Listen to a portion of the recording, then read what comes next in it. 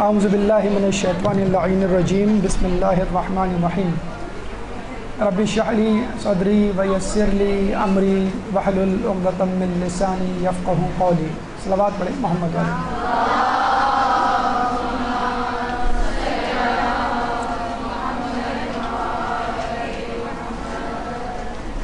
آج ہماری گفتگو کا عنوان ہے مقصد حیات۔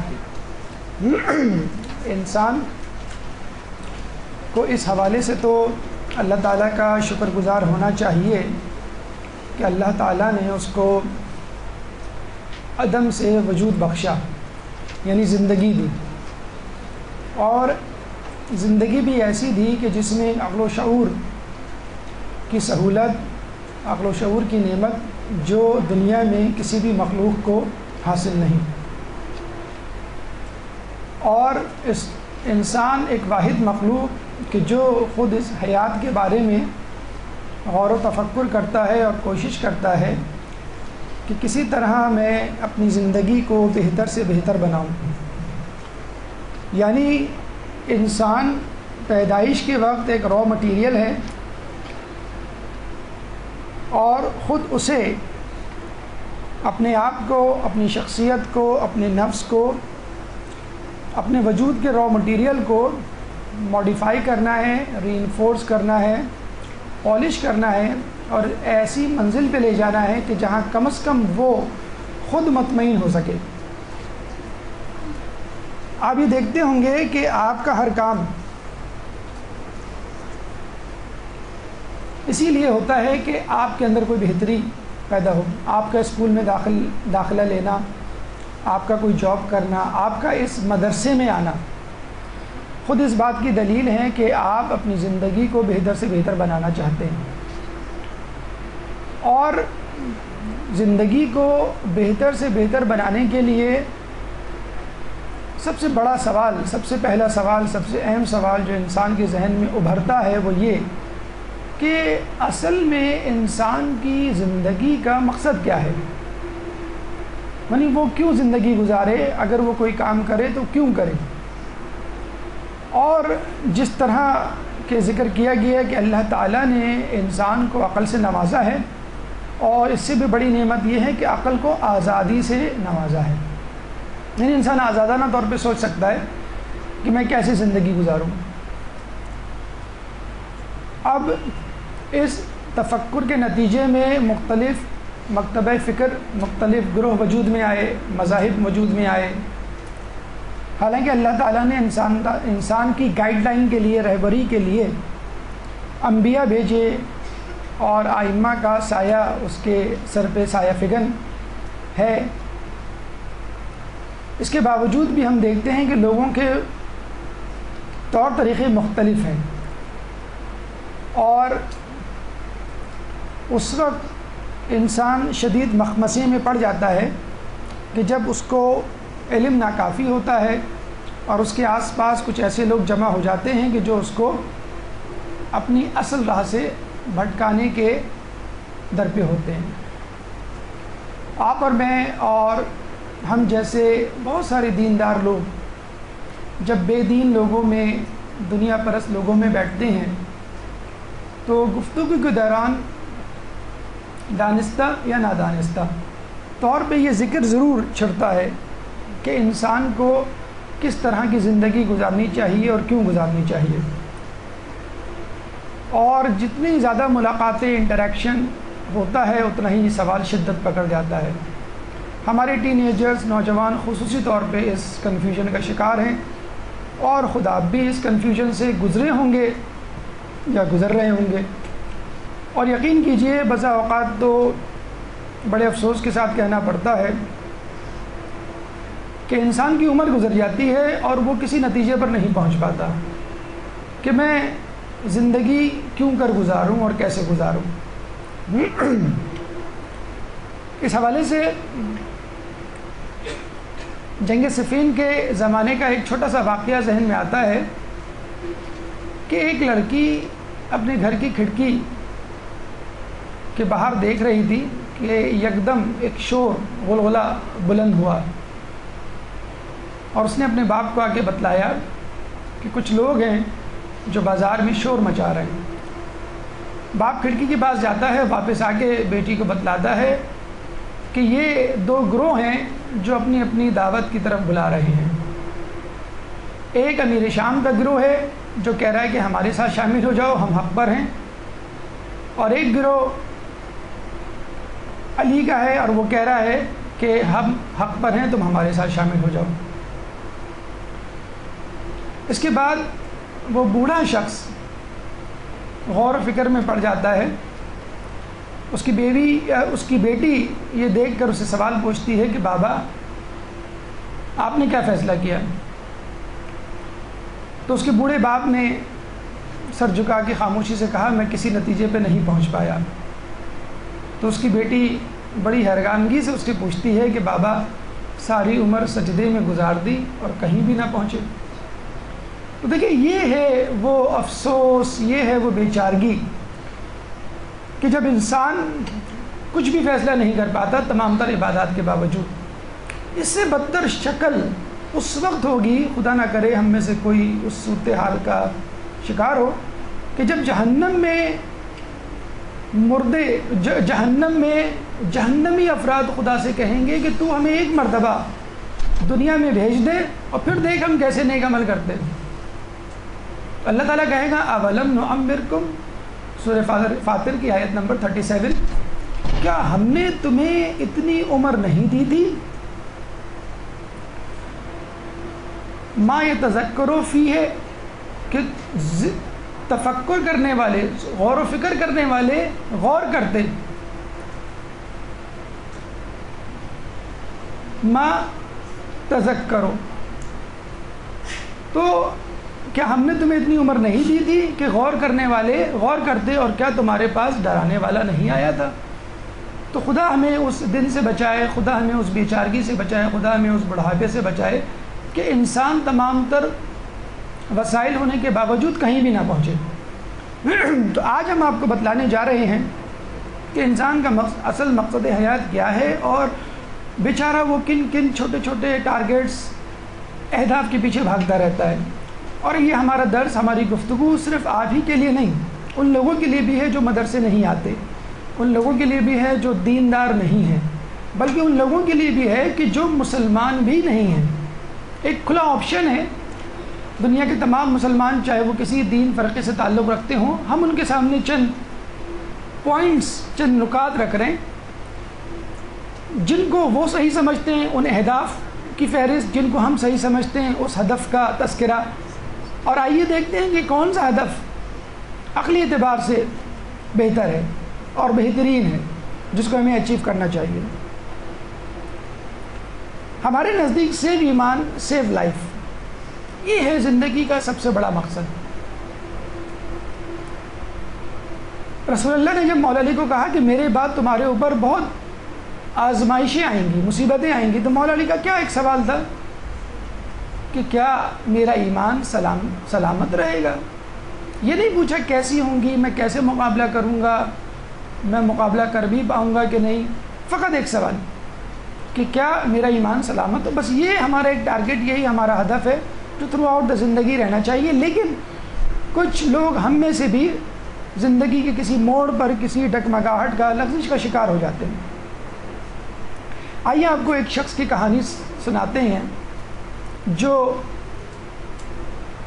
عرف میں کامیاب ہے لیکن ہمارے نزدیک ناکام ہے۔ آئیے اس راستے کو دیکھتے ہیں، چلتے ہیں اور اس منزل تک پہنچتے ہیں جہاں پہ انسان ایک ایک لمحہ کر کے گزار رہا ہے، اور ہر موڑ پر وہ یہ کہتا ہے کہ نہیں، یہ وہ زندگی نہیں جو میں گزار رہا ہوں، جو میں چاہتا ہوں، یہ وہ زندگی نہیں جس کو مجھے گزارنا چاہیے۔ کامیابی 7 حرفی لفظ، لیکن اس کی حقیقت کیا ہے؟ کامیابی کہتے کسے ہیں؟ ہمارے نزدیک کامیابی کیا ہے؟ دنیا داروں کے نزدیک کامیابی کیا ہے؟ شیطان صفت لوگوں کے نزدیک کامیابی کیا ہے؟ سلیم الفطرت لوگوں کے سامنے کامیابی کیا ہے؟ کامیابی کس چیز کو کہتے ہیں؟ آئیے اس کہانی کو شروع کرتے ہیں اور دیکھتے ہیں کہ انسان جس کو کامیابی سمجھتا ہے وہ اصل میں ہے کیا۔ ایک بچے سے پوچھیں کہ کامیابی کسے کہتے ہیں؟ یہ تمہیں کیا چاہیے زندگی میں؟ تو اس کا ایک جواب ہوگا مجھے دودھ کی بوتل چاہیے۔ 1 سال 2 سال کے بچے کو دودھ کے علاوہ کچھ نہیں چاہیے ہوتا ہے، بس یہی اس کی کامیابی ہے۔ صبح اٹھتا ہے، چلاتا ہے، دودھ مل جاتا ہے، سو جاتا ہے کہ جیسے مجھے سب کچھ مل گیا۔ یہی بچہ تھوڑا سا بڑا ہوتا ہے، کھلونوں کے انبار اپنے آس پاس جمع کر لیتا ہے، جتنے زیادہ کھلونے ہوں گے وہ سمجھتا ہے کہ میں اتنا ہی زیادہ کامیاب ہوں، اور بڑا خوش ہوتا ہے، لوگوں کو دکھاتا ہے۔ اب اس کو دودھ کی بوتل بھی نہیں چاہیے، اس کی ماں بڑی مشکل سے اس کے ہاتھ پیر پکڑ کے اس کے منہ میں نوالا ڈالتی ہے۔ اس کو کھلونے کے علاوہ کسی چیز کی فکر نہیں، بس اس کے نزدیک کامیابی یہی ہے۔ جب یہ بچہ بڑا ہوتا ہے، جوانی کی دہلیز میں داخل ہوتا ہے یا ہوتی ہے، تو بس اس کے نزدیک دوست ہی سب کچھ ہوتے ہیں۔ جس کے جتنے زیادہ دوست ہوں گے وہ اتنا زیادہ کامیاب ہوگا، جس کے کم دوست ہوں گے وہ ناکام ہوگا۔ اس دوستی کے چکر میں وہ والدین کو ناراض کر دیتا ہے، اس دوستی کے چکر میں وہ امتحان میں فیل بھی ہو جاتا ہے، اس دوستی کے چکر میں وہ لوگوں کے نزدیک ذلیل و بدنام بھی ہو جاتا ہے۔ لیکن اس کے نزدیک اصل کامیابی، اصل ہدف، اصل منزل دوست ہے۔ اور جب یہی شخص تھوڑا سا بڑا ہوتا ہے تو کہتا ہے کہ نہیں، والدین صحیح کہا کرتے تھے، اس اساتذہ بالکل صحیح نصیحت کرتے تھے کہ بیٹا دوستی یاری کوئی کام نہیں آئے گی، اصل چیز تمہاری تعلیمی قابلیت ہے۔ چنانچہ وہ ڈگری ہاتھ میں لے کے فخر سے کہتا ہے کہ ہاں، اب میں نے اصل ہدف کو پا لیا، اب میں گریجویٹ ہوں، اب میں ماسٹرز ہوں، میں پی ایچ ڈی ہوں، میں ڈاکٹر ہوں، میں انجینئر ہوں، میں ایم بی اے ہوں، وغیرہ وغیرہ۔ اور وہ سمجھتا ہے کہ بس اب مجھے اپنی منزل مل گئی، میں کامیاب ہو گیا، جس مقصد کے لیے میں اس دنیا میں آیا تھا وہ مجھے مل گیا۔ لیکن اس کے بعد جب جاب کی تلاش شروع ہوتی ہے تو کہتا ہے کہ نہیں، ابھی تو ہنوز دلی دور است کہ مجھے ابھی مزید چلنا ہے، اصل چیز تو جاب ہے۔ اگر آدمی کے پاس جاب نہ ہو اچھی تو ڈگریاں کاغذ کے پرزے سے زیادہ اہمیت نہیں رکھتی۔ اور جب وہ جاب حاصل کر لیتا ہے تو پھر میڈیا کے مطابق وہ اس نتیجے پہ پہنچتا ہے، ایک اچھا لائف پارٹنر وہ سمجھتا ہے کہ اصل کامیابی یہی ہے۔ اگر انسان کو دل کے پھپھولے نکالنے کے لیے ایک اچھا لائف پارٹنر مل جائے اور اپنی ناکام زندگی کے بہانے سنانے کے لیے ایک اچھا ساتھی مل جائے، یا اپنی کامیابی کے ڈھنڈورے پیٹنے کے لیے 2 اچھے کان مل جائیں، تو سمجھتا ہے کہ اصل کامیابی یہی ہے۔ لیکن جب ہنی مون پیریڈ ختم ہوتا ہے تو وہ کہتا ہے کہ نہیں، اصل کامیابی تو دولت ہے۔ آدمی کو کتنا ہی اچھا لائف پارٹنر مل جائے، انسان کتنی اچھی ڈگری کیوں نہ لے لے، لیکن اگر اس کے پاس پیسہ نہیں ہے تو اس کی کوئی عزت نہیں کرتا۔ کم از کم ہمارے معاشرے میں تو یہی ہو رہا ہے کہ جس کے پاس پیسہ ہے اس کی عزت ہے، جس کے پاس پیسہ نہیں ہے اس کی عزت نہیں ہے۔ اب وہ کتنا تعلیم یافتہ شخص ہو، کتنا شریف النفس ہو، کتنا دیندار ہو، اصل چیز تو وہ دولت ہے جو اس کے اندر موجود ہے، اس کے گھر میں موجود ہے۔ اگر اس کی جھولی خالی ہے تو وہ فقیر سے کم نہیں۔ یہی انسان زندگی کے دوراہے، زندگی کے موڑ چوراہے اور اس کے سفر کو طے کرتا رہتا ہے اسٹیپ بائی اسٹیپ، اور اپنے تئیں یہ سمجھتا ہے کہ میں اوپر جا رہا ہوں، چڑھائی کی طرف، بلندی کی طرف، اور ایک دم سے وہ ایک گہری کھائی میں گر جاتا ہے۔ ارے یہ کہا، یہ کیا، یہ میں کہاں آ گیا، یہاں تو اندھیرا ہے، یہاں تو کوئی نہیں۔ آواز آتی ہے میں ہوں، یعنی فرشتہ، بتاؤ تم اپنے ساتھ کیا لے کر آئے۔ کبھی وہ اپنی دودھ کی بوتل دکھاتا ہے، کبھی وہ کھلونے دکھاتا ہے، کبھی وہ اپنی ڈگریاں دکھاتا ہے، کبھی وہ اپنے دوستوں کو دکھاتا ہے، کبھی وہ پیسوں کو دکھاتا ہے۔ لیکن فرشتے کہتے ہیں یہ وہ چیزیں تو نہیں تھی کہ جو ریکوائرمنٹ ہیں خدا کی رضا کی، اس قبر کی، اور تمہاری قبر میں روشنی کرنے کے لیے، سہولتوں کے لیے، اچھی زندگی کے لیے جو اب آئے گی اس کے لیے تو ہمیں نیکیاں چاہیے۔ تب بیچارہ کف افسوس مل کے رہ جاتا ہے۔ اور جو انسان سب کچھ پا لیتا ہے وہ خودکشی کر لیتا ہے کہ شاید میں نے سب کچھ پا لیا اور اب مجھے کسی چیز کی ضرورت نہیں۔ غریب شہر فاقوں سے مر گیا آخر، امیر شہر نے ہیرے سے خودکشی کر لی۔ تو بہرحال انسان ہر لمحے، ہر دن، ہر سال، ہر ہفتے، ہر موڑ پر اپنے اہداف، ٹارگٹس چینج کرتا رہتا ہے۔ اب خود انسان بھی اور دیکھنے والا بھی یہ سوچتا ہے کہ اس میں کون سا ہدف ہے جو سچا ہے. خود آپ نے بھی اپنے دور میں بچپن سے لے کے اب تک کئی ٹارگیٹس چینج کیے ہوں گے، فکس کیے ہوں گے، متعین کیے ہوں گے، پھر ان کو تبدیل کیا ہوگا کہ نہیں مجھے زندگی اس طرح نہیں، اس طرح گزارنی ہے، اس کے لیے نہیں، اس کے لیے گزارنی ہے. تو آئیے دیکھتے ہیں کہ جو سامنے ہوتا ہے وہ دھوکہ ہوتا ہے، اور جو بنیاد ہوتا ہے، یہ بنیاد ہوتی ہے، یہ جو پس منظر میں ہوتا ہے وہ حقیقت ہوتی ہے.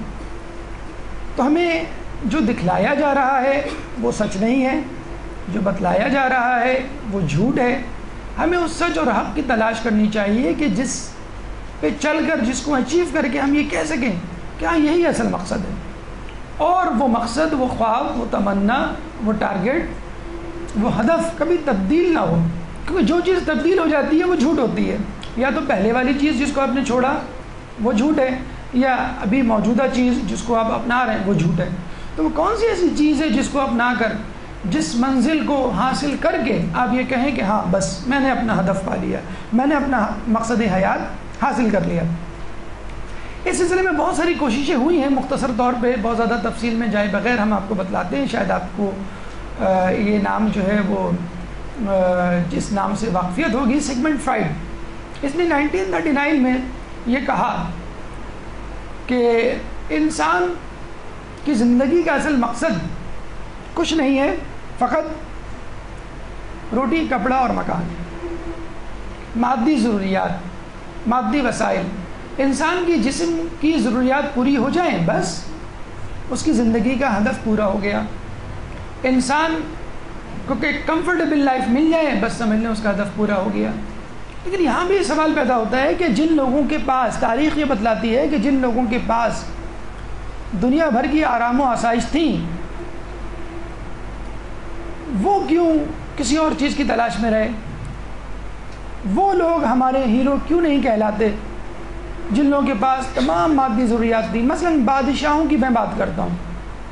اپنے اپنے دور میں بادشاہ وہ شخصیت ہوتا ہے کہ جس کے پاس دنیا بھر کی تمام آسائشیں ہوتی ہیں. لیکن ہم نے آج تک نہیں دیکھا کہ کسی شخص نے اپنا آئیڈیل کسی بادشاہ کو قرار دیا ہو کہ میری زندگی کا آئیڈیل فلاں بادشاہ ہے، میری زندگی کا آئیڈیل فلاں بادشاہ. ائمہ طاہرین کو لے لیں اور ان کے پیرالل جو بادشاہان وقت گزرے ان کو لے لیں، کسی بادشاہ کی خبر ہمیں نہیں ملتی، کسی بادشاہ کا تذکرہ اس روب و دبدبے اور ہیبت سے نہیں ملتا. کسی بادشاہ کو آج تک کسی نے اپنا ہیرو نہیں قرار دیا، کسی قوم نے، کسی گروہ نے، کسی فرد نے، کہ جس طرح ائمہ اور ان کے پیرالل زندگی گزارنے والے متقی، پرہیزگار اور عالم فاضل اور اس وقت کے مقدس ترین لوگوں نے حاصل کیا وہ مقام. اس کا مطلب یہ ہوا کہ مادی ضروریات جن کو انسان یہ سمجھتا ہے کہ یہی زندگی کا ہدف ہے، اصل میں اصل ہدف نہیں. اگر ہدف ہوتا تو ان لوگوں کو کامیاب کہا جاتا. اگر یہ سوال کہ اب کیوں کہا جاتا ہے، اس کا جواب یہ ہے کہ وقتی طور پہ انسان مسمرائز ہو جاتا ہے، ہپنوٹائز ہو جاتا ہے، سحر میں کھو جاتا ہے، لیکن ہمیشہ کے لیے اپنی زندگی میں اس شخص کو کبھی بھی اپنا رول ماڈل نہیں بنا پاتا. چنانچہ اس نظریے کو بہت جلد رد کرنا پڑا اور اس شخص کو منہ کی کھانی پڑی. دوسرا نظریہ ابراہیم ماسلو نے 1970 میں پیش کیا اور بہت مقبول ہوا. جو لوگ سگمنڈ فرائڈ کے پیچھے بھاگ رہے تھے وہ ماسلو کے پیچھے بھاگنے لگے. سگمنڈ فرائڈ کو چاہتے تھے اس لیے بھاگ رہے تھے، اور ابراہیم ماسلو کے دشمن تھے اس لیے بھاگ رہے تھے. لیکن ابراہیم ماسلو نے یہ کہا کہ سگمنڈ فرائڈ نے جو نظریہ پیش کیا تھا روٹی کپڑا مکان کا، وہ انسان کی بنیادی ضرورت ہے اور فرسٹ سٹیپ ہے، پہلا ہدف ہے، نہ کہ آخری ہدف. کیوں؟ کیونکہ یہ ہدف تو جانوروں کا بھی ہوتا ہے، کھانا پینا اور سونا. آپ نے جملہ ٹی وی پہ بارہا سنا ہوگا، کھا لے پی لے جی لے، یعنی یہی زندگی ہے. حالانکہ یہ نظریہ تو کب کا ختم ہو چکا. مطلب اب آپ کو سگمنڈ فرائڈ کی دقیق بحثوں میں پڑھنے کی ضرورت نہیں ہے، اس کے بارے میں کتاب پڑھنے کی ضرورت نہیں ہے. اور ویسے بھی ہمارا معاشرہ ماشاءاللہ کتابوں سے تو بہت زیادہ نابلد ہے. کوئی شخص چھچوندر سے، چھپکلی سے، سانپ سے اتنا نہیں ڈرتا ہوگا جتنا لوگ کتابوں سے ڈرتے ہیں. تو اللہ نے کتابوں سے ڈرنے والوں پر میڈیا مسلط کر دیا ہے. بڑی شوق سے جو ہے خبریں سنی جاتی ہیں, بڑے شوق سے ٹاک شو سنے جاتے ہیں, بڑے شوق سے جو ہے وہ ایڈ دیکھے جاتے ہیں. تو بس سگمنڈ فرائڈ اور اس جیسے جتنے لوگ جو گزرے ہیں مادیت پرستی کے پرچار کرنے والے, ان کے تمام افکار جو ہیں وہ میڈیا نے ایڈ کی صورت میں, پروگرامات کی صورت میں آپ کے سامنے پیش کر دی ہے. ابراہیم ماسلو نے بہتر پیشکش کی, بہتر نظریہ پیش کیا, لیکن بہرحال وہ نظریہ پھر بھی نہیں تھا جو ہمارے اسلام کے نزدیک ہے. آئیے دیکھتے ہیں کہ ابراہیم ماسلو نے کیا پیش کیا, لوگوں نے کس طرح قبول کیا, اور ہمارے نزدیک, اسلام کے نزدیک بہترین نظریہ, بہترین ہدف زندگی کا کیا ہونا چاہیے. کہتے ہیں جو اس وقت یونینیمسلی قرارداد منظور ہوئی ہے پوری عالمی برادری کی طرف سے, انسانیت کی طرف سے, کہ انسان کی پہلی منزل, پہلا ہدف مادی ضروریات ہوتا ہے. یعنی آپ کو صبح کی چائے نہ ملے, ناشتہ نہ ملے تو شاید آپ مدرسے نہ آئیں, یا مدرسے آئیں بھی تو مینٹلی ایبسنٹ رہیں. انسان کی دوسری ضرورت حفاظت و عزت ہے. انسان کی تیسری ضرورت محبت و تعلقات ہیں. انسان کی چوتھی ضرورت کیریئر, اس کی قابلیت ہے. اور انسان کی پانچویں ضرورت خود شناسی ہے. یعنی انسان کو پہلے کھانے پینے کی ضرورت ہوتی ہے, اس کے بعد اس کے پیٹ میں کچھ پڑتا ہے تو اس کو اپنی رسپیکٹ کی ضرورت ہوتی ہے, اس کے بعد اس کو محبت و تعلقات کی ضرورت ہے. جب بھی آپ نے دیکھا ہوگا مہینے کے آخری تاریخوں میں گھر میں جھگڑے شروع ہو جاتے ہیں, کیونکہ پیسے ختم ہو گئے. جب پیسے ختم ہو جاتے ہیں تو پھر ظاہر بات ہے محبت بھی ختم ہو جاتی ہے آپس میں. کیریئرزم جب آتا ہے تو محبت, حفاظت, عزت, مادی ضرورت سب ختم ہو جاتا ہے, آدمی سب کو بھول جاتا ہے. اور پھر خود شناسی آتی ہے تو سب اہداف بالکل چھوٹے نظر آتے ہیں. ہمارا اور ابراہیم ماسلو کا یا عام انسانوں کے درمیان یا دانشوروں کے درمیان جو اصول ہے, بس یہ فرق ہے کہ اسلام کے نزدیک خود شناسی یعنی اپنے آپ کو پہچاننا, اپنے مقام مرتبے کو, جس مقصد کے لیے انسان اس دنیا میں آیا ہے, بہترین مقصد وہی ہے. اگر آدمی نے یہ مقصد پا لیا تو باقی مقصد بھی مل جائیں گے, اور اگر یہ مقصد نہیں پایا خود شناسی کا تو باقی مقصد بھی نہیں ملیں گے. جبکہ ابراہیم ماسلو یہ کہتا تھا کہ اگر آپ نے پہلا اور دوسرا مقصد پا لیا تو سمجھ لیں آپ نے 40% اچیو کر لیا, تیسرا پا لیا تو 60% اچیو کر لیا, کیریئر بھی پا لیا تو آپ نے 80% اچیو کر لیا, اور خود شناسی تک پہنچ گئے تو اچھی بات ہے, 100% پا لیا. اگر نہیں پہنچے تو سمجھ لیں 80%, کم از کم پاسنگ مارکس تو لے لیے, وغیرہ وغیرہ. نہیں, ہمارے نزدیک اگر انسان نے یہ چاروں چیزیں پا لیں اور خود شناسی یعنی اپنا مقام, مرتبہ, ذمہ داری, خدا کی اطاعت نہیں پائی تو سمجھ لیجئے ان چاروں اہداف کا کوئی فائدہ نہیں ہوا. تو یہ ہمارے اور دانشوروں کے درمیان جو اس وقت لوگوں کو مقصد حیات بتلا رہے ہیں یہ فرق ہے.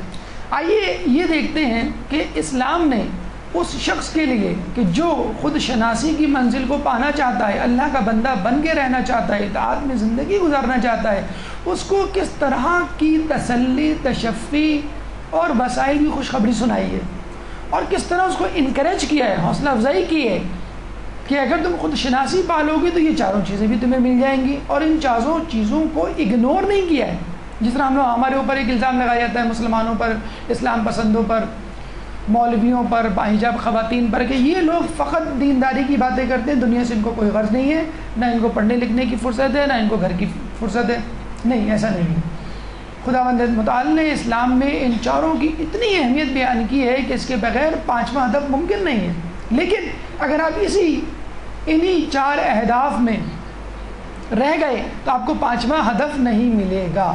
اور بڑے افسوس کے ساتھ کہنا پڑتا ہے کہ آج کل کا انسان پہلے ہدف میں اٹک کے رہ گیا ہے. بہت کم لوگ ہیں جو دوسرے ہدف پہ پہنچتے ہیں, بہت کم ہیں اس سے بھی کہ جو تیسرے اور چوتھے پہ, اور ناپید ہیں, نادر ہیں, نایاب ہیں ایسے لوگ جو خود شناسی اور اپنی اصل منزل تک پہنچ پاتے ہیں. آئیے ان اہداف کو ایک ایک کر کے پڑھتے ہیں, دیکھتے ہیں کہ اللہ تعالیٰ نے ہمارے لیے ان اہداف کے بارے میں کیا تجاویز, نصیحتیں اور مشورے قرآن اور اہل بیت کی روایات کی صورت میں پوشیدہ رکھی ہیں. ایک درود پڑھ دیجیے محمد علیہ وسلم.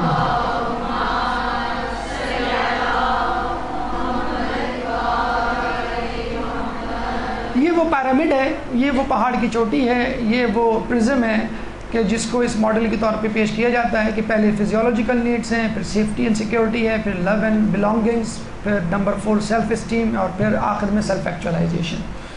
تو اٹس اپ ٹو یو، آپ کتنی پرسنٹیج، کتنا پورشن اچیو کرنا چاہتے ہیں. ہمارے نزدیک ٹاپ آف دا لسٹ جو ہے وہ سب سے امپورٹنٹ ہے. 4 درجے، 4 منازل اللہ تعالیٰ خود آپ کو طے کروا دے گا. کیسے؟ آئیے دیکھتے ہیں. بیسک نیڈ، لوگ کہتے ہیں کہ جو دیندار طبقہ ہے، جو خدا کی معرفت رکھنے والا طبقہ ہے، اپنے آپ کو مسلمان کہتا ہے، اس کو کھانے پینے کی اور دنیاوی ضروریات کی کوئی ضرورت نہیں ہوتی. حالانکہ اللہ تعالیٰ سورہ ہود آیت نمبر 6 میں فرماتا ہے کہ اور زمین پر چلنے والی کوئی مخلوق ایسی نہیں ہے کہ جس کا رزق اللہ کے ذمے نہ ہو. اتنا مطمئن کر دیا اللہ تعالیٰ نے انسان کو کہ تم بس میری اطاعت کی فکر کرو، رزق میں تم کو پہنچا دوں گا، تم اس کی فکر نہ کرو. لیکن آج کل کا انسان آپ دیکھتے ہیں کہ رزق کی کتنی فکر کرتا ہے. خدا کی اطاعت کی فکر نہیں ہے، نماز کی تاخیر کی فکر نہیں ہے، نماز کو ادا کرنے کی فکر نہیں ہے، لیکن اس کو فکر ہے کہ وہ اپنی جاب کی، اس کو فکر ہے 2 پیسے کی. اسے کہتے ہیں نا کہ ایک صاحب جو ہیں باجماعت نماز پڑھا کرتے تھے، ایک دفعہ ان کی جماعت قضا ہو گئی، رونے لگے مسجد میں کھڑے ہو کر. تو لوگوں نے کہا کہ بھئی تم کیوں رو رہے ہو؟ ایک ہی تو نماز قضا ہوئی ہے، وہ بھی جماعت کی قضا ہوئی ہے. ویسے تو تم پڑھ سکتے ہو اور ماشاءاللہ تم پڑھتے رہے ہو، اللہ تمہیں اجر دے گا. کہنے لگے نہیں، مجھے اس کا افسوس نہیں ہے. مجھے افسوس اس بات کا ہے کہ نماز باجماعت کے دوران میں صبح سے لے کے دوپہر تک جتنا کاروبار ہوتا تھا اس کا حساب کر لیتا تھا، اور آج وہ حساب نہیں کر پاؤں گا. تو آپ نے بھی دیکھا ہوگا جو چیز کھو جاتی ہے، آپ نماز پڑھنا شروع کرتے ہیں وہ چیز مل جاتی ہے، ذہن میں آ جاتا ہے. ایک صاحب نے یہ مشورہ دیا تھا کہ میں چیز رکھ کے بھول جاتا ہوں، کہ آپ نماز پڑھنا شروع کریں آپ کو وہ چیز یاد آ جائے گی کہاں رکھی تھی. تو یہ ہمارا حال ہے کہ ہم نے نمازوں کو، ہم نے مجلسوں کو، ہم نے امام بارگاہوں کو، ہم نے مدارس کو، ہم نے ممبروں کو، ہم نے کتابوں کو، ہم نے علم دین کو سیڑھی بنا لیا ہے. کس کے لیے؟ دنیا کے لیے. حالانکہ دنیا سیڑھی ہونا چاہیے تھا اور دین ہمارا ہدف ہونا چاہیے تھا. رزق موت سے زیادہ تیزی سے انسان کا تعاقب کرتا ہے. لوگ بھاگ رہے ہوتے ہیں پاگلوں کی طرح دیوانہ وار رزق کے پیچھے. حالانکہ انسان کو بے فکر ہو جانا چاہیے کہ شاید اس کی موت اس تک نہیں پہنچے گی. بلکہ مولا علی کا قول بھی ہے کہ موت میری محافظ ہے، یعنی موت سے پہلے موت نہیں آ سکتی، اور موت تک جتنا رزق رکھا ہے، لکھا ہے، وہ آپ کو ضرور مل کے رہے گا. کسی نے کہا مولا اگر میں کھڑکی دروازے بند کر کے بیٹھ جاؤں تو میرا رزق کہاں سے آئے گا؟ یعنی وہ چیلنج کر رہا ہے مولا کو کہ نہیں مل سکتا رزق جب تک میں ہاتھ پیر نہ ہلاؤں. تو مولا نے کہا تیرا رزق وہاں سے آئے گا جہاں سے تیری موت. ماں کے پیٹ میں بچے کو رزق کون دیتا ہے؟ خداوند متعال دیتا ہے. بچے کے اس دنیا میں آنے سے پہلے اس کے دودھ کا انتظام کون کرتا ہے؟ خداوند متعال کرتا ہے. تو یہ کیسے ممکن ہے اللہ تعالیٰ جو ہے کسی کو اسی طرح بغیر رزق کے چھوڑ دے؟ ایک دفعہ موسیٰ علیہ السلام کے پاس ملک الموت آئے. موسیٰ علیہ السلام نے کہا کہ ٹھہرو، مجھے گھر والوں سے ملاقات کرنے دو. تو اس نے کہا کہ مجھے اجازت نہیں. اس نے کہا، موسیٰ علیہ السلام نے کہا کہ تم خدا سے پوچھ لو. جب خدا سے پوچھا گیا تو خدا نے کہا ٹھیک ہے، ان کو اجازت دے دو. ان کو اجازت دی گئی. اپنے سب سے چھوٹے بیٹے کو دیکھ کے رونے لگے. خداوند متعال نے کہا موسیٰ تم کیوں رو رہے ہو؟ موسیٰ علیہ السلام نے کہا میں اس لیے رو رہا ہوں کہ میرے جانے کے بعد اس کا کیا بنے گا، اس کو کون رزق دے گا. تو اسی وقت خداوند متعال نے کہا کہ اپنی عصا دریا میں پھینکو. موسیٰ نے دریا میں عصا پھینکا، دریا پھٹا.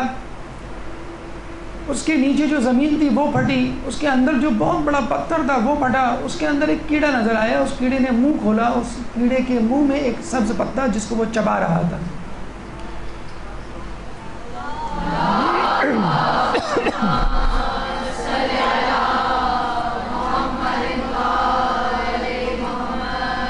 موسیٰ کیا تم دیکھتے نہیں ہم ایک کیڑے کو غذا دے رہے ہیں جو سمندر کے اندر پتھر کے اندر موجود ہے، کوئی والی وارث نہیں ہے، اور تم کہہ رہے ہو کہ ہم تمہارے بچے کو رزق نہیں دیں گے، نبی کے بچے کو رزق نہیں دیں گے، بھوکا مار دیں گے؟ کیسے ممکن ہے؟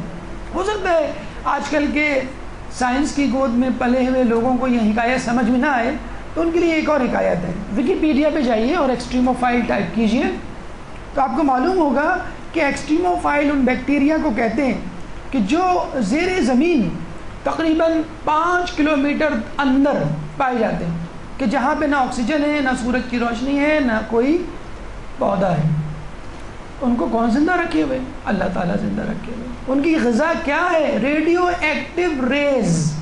کون سی ریڈیو ایکٹیو ریز؟ جو انسانوں کو لگ جائیں، اس کے جسم میں پیوست ہو جائیں تو وہ معذور ہو جائے، اس کو کینسر ہو جائے۔ ہیروشیما ناگاساکی پہ جو امریکہ نے بم گرائے تھے، اس کی ریز سے لوگ مر گئے تھے اس بم سے، اور اس کی ریز جن لوگوں کے جسم میں پیوست ہوئی ان کے بچے معذور پیدا ہوئے، کوئی اندھا، کوئی کانا، کوئی لنگڑا، کوئی لولا، کوئی لیوکیمک پیشنٹ، لیوکیمیا، بلڈ کینسر۔ آج تک ہیروشیما ناگاساکی پر معذور بچے پیدا ہو رہے ہیں۔ وہ ریڈیو ایکٹیو ریز جو انسان میں بیماری اور موت کا پیغام لے کر آتی ہیں، وہ ایکسٹریموفائل بیکٹیریا کے لیے رزق کا درجہ رکھتی ہے۔ پودے کاربن ڈائی آکسائڈ لیتے ہیں، کون سی کاربن ڈائی آکسائڈ؟ جس کو ہم لیں تو مر جائیں، اور ہم آکسیجن لیتے ہیں جس کو پودے لیں تو وہ مر جائیں۔ کیا عجیب کمبینیشن اللہ تعالیٰ نے اس کائنات میں رکھا ہوا ہے، کیسے ممکن ہے؟ کیا ہماری حیثیت ایکسٹریموفائل 5 کلومیٹر اندر رہنے والے بیکٹیریا سے بھی کمتر ہے؟ کیا ہماری حیثیت جانوروں سے بھی کمتر ہے؟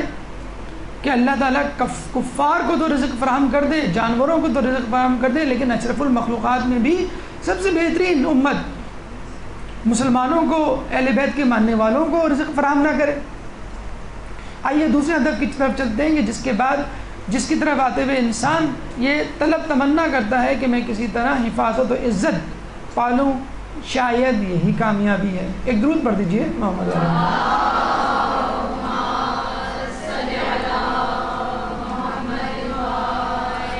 آپ نے دیکھا ہوگا ٹی وی پہ بھی اور دیگر جگہوں پہ بھی، مثلا آج کل سیلاب زدگان کے لیے پنجاب سے سیاستداں امپورٹ ہو رہے ہیں، اور وہ آٹے کی تھیلی ہاتھ میں لے کر انتظار کر رہے ہیں کوئی ٹی وی چینل کا فرد آئے، فوٹوگرافی کرے، ویڈیو بنائے، ہم سے سوال پوچھے کہ آپ کیوں آ گئے یہاں پر پنجاب سے، تو وہ کہیں کہ آپ کو معلوم ہے سندھ میں کوئی حکومت ہی نہیں ہے، اس لیے میں آیا ہوں ڈینگی فیور کو چھوڑ کے یہاں پر اور لوگوں میں تقسیم کر رہا ہوں۔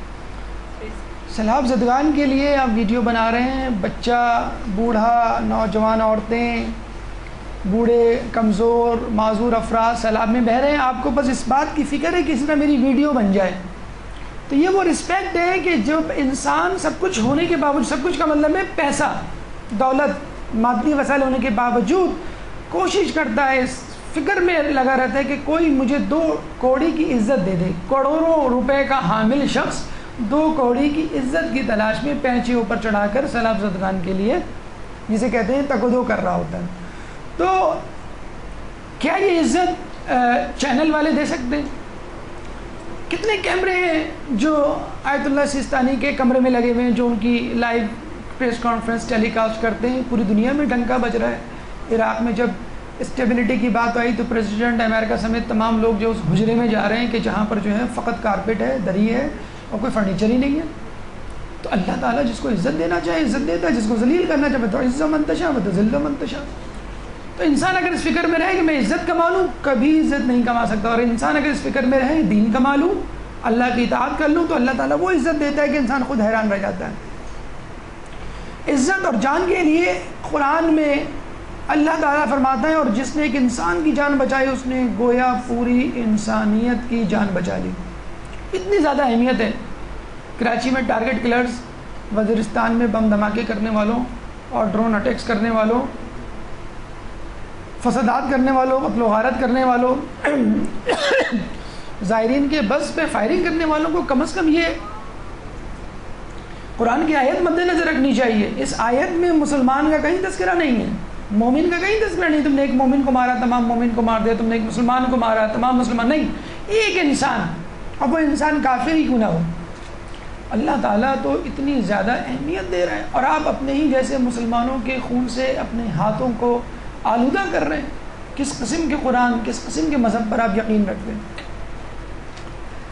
اگر آپ کسی کو مار نہیں سکتے، جان لے نہیں سکتے، تو بے عزتی کر کے، جسے کہتے ہیں جس نے کسی مومن کو اذیت دی اس نے مجھے اذیت دی۔ ابھی بات ہو رہی تھی کہ مدرسے کی جو وین کچھ علاقوں میں جاتی ہے تو وہاں پہ جو اوباش قسم کے لوگ ہوتے ہیں وہ جو ہیں وہ تنگ کرتے ہیں، پریشان کرتے ہیں، جس طرح کہ ہمارے کراچی اور دیگر جگہوں کے حالات ہیں۔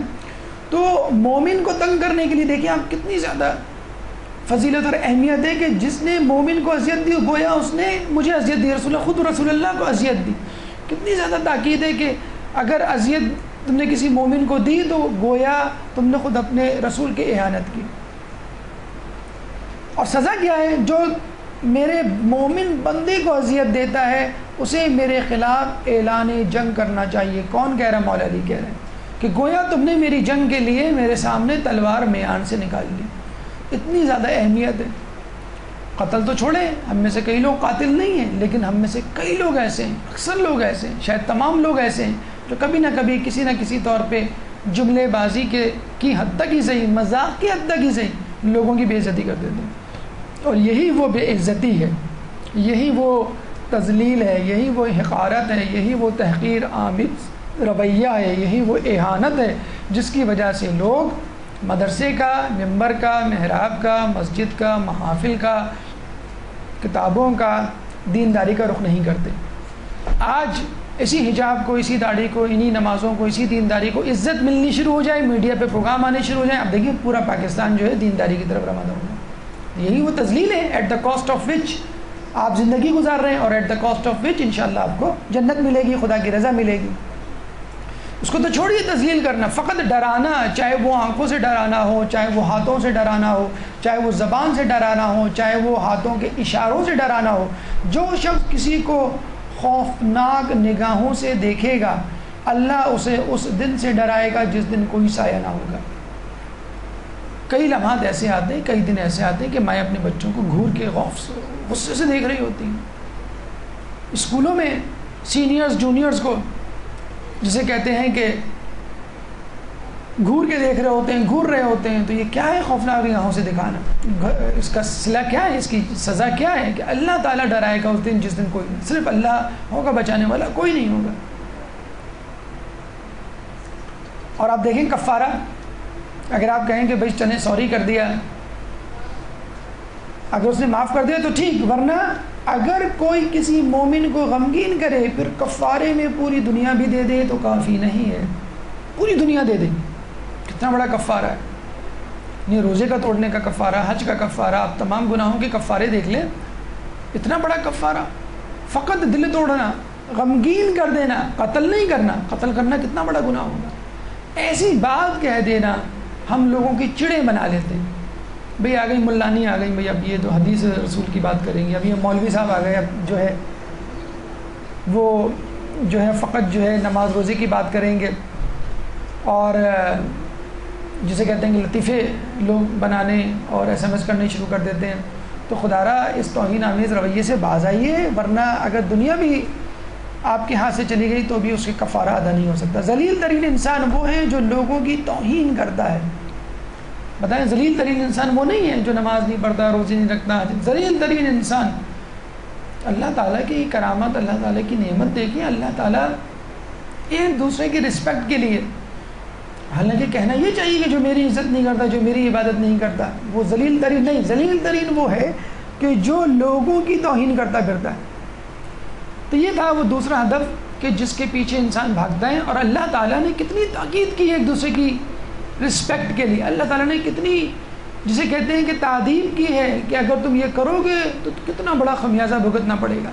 یہ وہ عزت ہے جس کے پیچھے انسان بھاگ رہا ہے. اب آئیے تیسرے ہدف کی طرف چلتے ہیں کہ جس میں محبت اور تعلقات کا ذکر ہے کہ اگر ایک انسان مادی وسائل حاصل بھی کر لے، اگر ایک انسان محبت اور تعلقات بھی حاصل کر لے، عزت و حفاظت بھی حاصل کر لے، تو پھر وہ تیسرے درجے پہ آ جاتا ہے. وہ کہتا ہے کہ نہیں مجھے محبت چاہیے.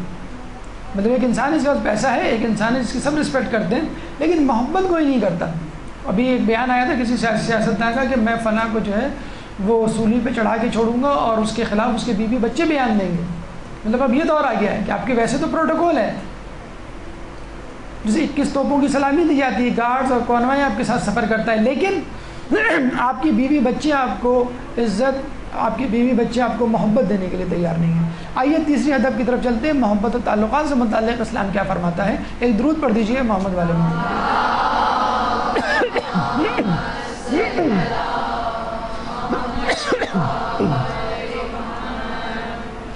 دیکھیں اسلام نے آپس کے تعلقات اور فیملی سسٹم سے متعلق جس قسم کی، جسے کہتے ہیں کہ سہولیات رکھی ہیں اور جس طرح ایک دوسرے کی عزت اور احترام کی خوشخبریاں دی ہیں کہ اگر وہ معاف کر دیں تو تمہیں کیا ملے گا، تو اس کو سن کے احساس ہوتا ہے کہ شاید دین اسلام یہی ہے کہ ہم ایک دوسرے کی عزت کریں۔ ماں کو لے لیجئے، ماں کے قدموں تلے جنت ہے، یعنی ماں کی خدمت کر لی، ماں نے اگر اچھی تربیت دے دی، جو ایک دوسرا مفہوم ہے اس حدیث کا، تو آپ کو جنت مل گئی۔ کون سا ایسا مذہب ہے دنیا میں کہ جس میں اتنی زیادہ عزت و توقیر دی گئی عورت کو؟ ایک شخص چھٹے امام کے پاس آتا ہے اور کہتا ہے کہ میں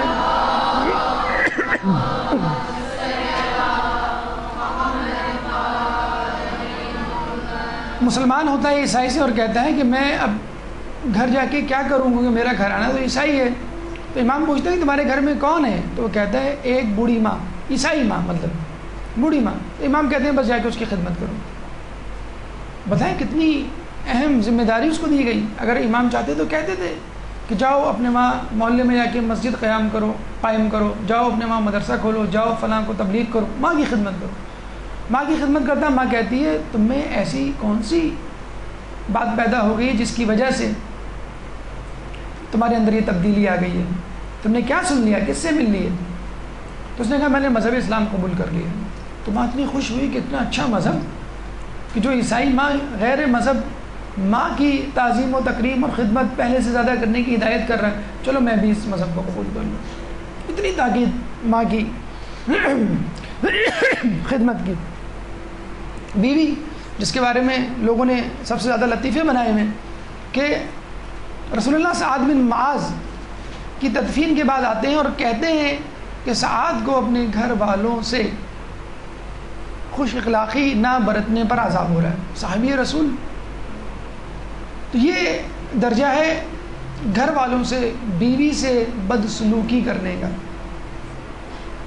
اور بیوی کی اگر ہم بات کریں تو روایاتوں میں ملتا ہے کہ دو لوگوں کی دعا سر سے اوپر نہیں جاتی، نافرمان بیوی اور نافرمان غلام۔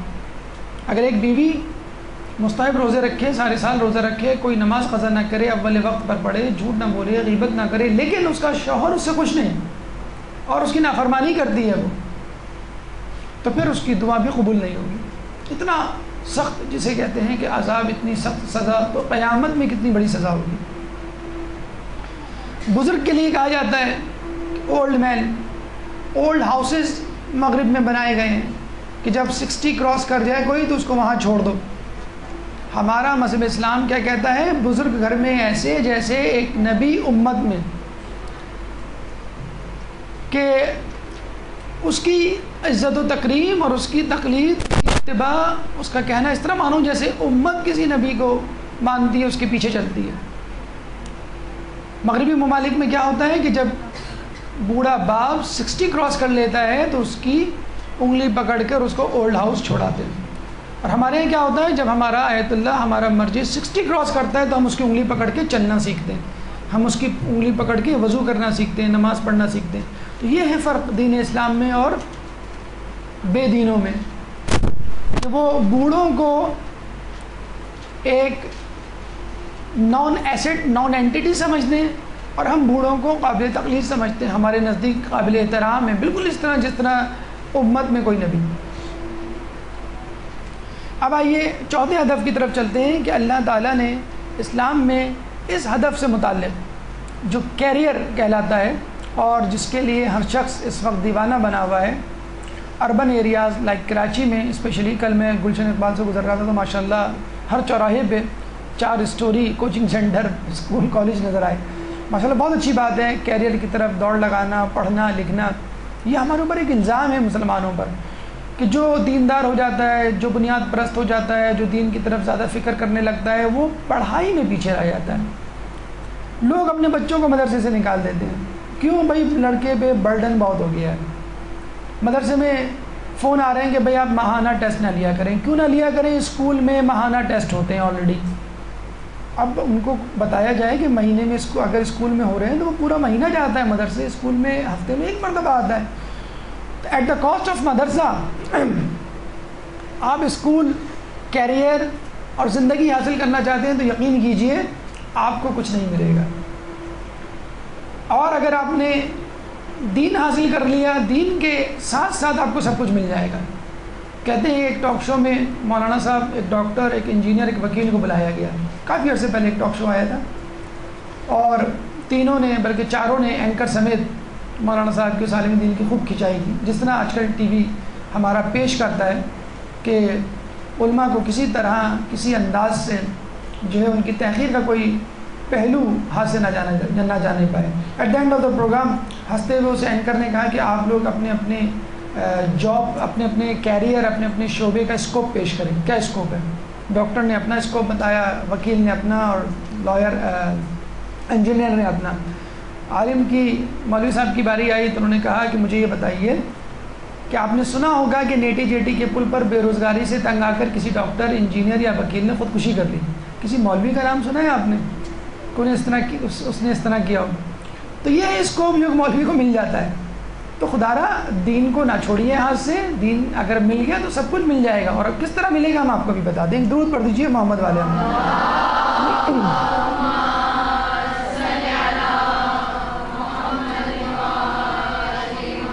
کتنی اہمیت ہے انسان کے ٹیلنٹ، پوٹینشیل کی، اس کی کیپیسٹی کی، اس کی ایفیشنسی کی، اپارٹ فرام دین۔ مولا فرماتے ہیں مومن کی قابلیت اس کی قیمت ہے۔ اصل قیمت کیا؟ اس کی قابلیت۔ آپ کیا ہنر جانتے ہیں، آپ کیا ایجوکیشن رکھتے ہیں، آپ کس کام کو کرنے کی سکت رکھتے ہیں، بس وہی آپ کی ویلیو ہے۔ تو یہ نہ سمجھیے کہ اسلام یہ کہتا ہے بس دیندار بن جاؤ، اس کے علاوہ کالج، یونیورسٹی، دفتر، کاروبار، دکان چھوڑ کے بیٹھ جاؤ۔ نہیں، ایسا نہیں ہے۔ ویکیپیڈیا پہ جائیے اور اس پہ ٹائپ کیجئے مسلم سائنٹسٹ، آپ کو لسٹ ملے گی مسلم سائنٹسٹ کی مختلف شعبجات میں۔ ایسٹرونومرز اینڈ ایسٹرو فزکس 64 گزرے ہیں۔ ٹوٹل سائنٹسٹ کی جو تعداد اس میں لکھی ہوئی ہے 308۔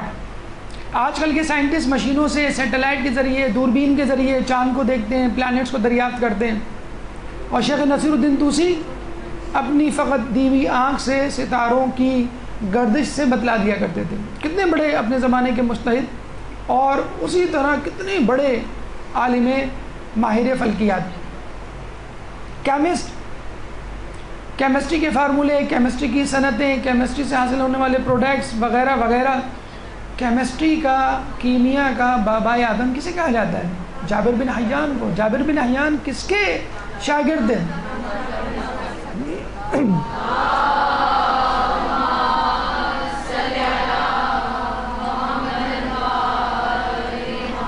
اکانومسٹ، 9/11، عالمی معاشی بحران، گلوبل اکانومی، کتنی ٹرمینالوجیز آپ نے ایجاد کر لی، کتنے کتابیں لکھ ڈالی، اس کے باوجود امریکہ جو اس وقت سپر پاور ہے، $47 ٹریلین کا مقروض ملک ہے، جو لوگوں کو قرضے دیتا ہے وہ خود مقروض ہے، جو خود محتاج ہو لوگوں کو کیا دے گا؟ آپ خود بتائیں، جو خود محتاج ہے وہ لوگوں کو کیا دے گا؟ باقر الصدر، اتنے بڑے عالم مجتہد کی کتاب اقتصادنا یورپ کی یونیورسٹیز میں پڑھائی جاتی ہے۔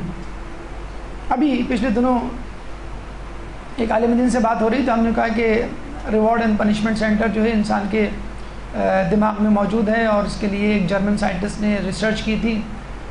تو ہم نے کہا زیادہ تفصیل نہیں بتائیں گے کیونکہ عالم دین ہے، ان کو نہیں معلوم ہوگا، ان کا دین سے تعلق ہے، میڈیکل کی شاید انفارمیشن نہ ہو، تو انہوں نے فوراً کہا پیولاوس کی بات کر رہے ہیں، اور ہم منہ کھول کے ہکا بکا ان کو دیکھتے رہ گئے۔ ہم نے کہا آپ نے یہ نام کہاں پڑھا پیولاوف کا؟ انہوں نے کہا بس پڑھ لیا۔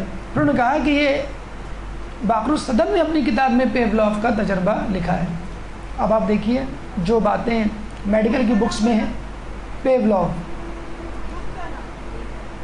میڈیکل فزیولوجی، جس کتاب میں مجھے پتہ نہیں، شاید اقتصادنا ہی میں ہے، لیکن ایگزیکٹلی مجھے نہیں معلوم۔ مگر باقر الصدر نے اپنی کتاب میں کیا ہے۔ ابھی پچھلے دنوں ہم نماز پہ، ایک نماز شب پہ لیکچر دے رہے تھے، تو آپ ہی کی طرح کا مجمع تھا یہاں کا گروپ، تو ان کو میڈیکل ٹرمینالوجی بتا رہے تھے اور شرمندہ بھی ہو رہے تھے کہ یہ لوگ پتہ نہیں سمجھیں گے نہیں، سمپیتھیٹک پیراسمپیتھیٹک نرو۔ جب گھر جا کے تفسیر نمونہ کھولی تو سمپیتھیٹک پیراسمپیتھیٹک نرو کی پوری ڈیٹیل موجود تھی۔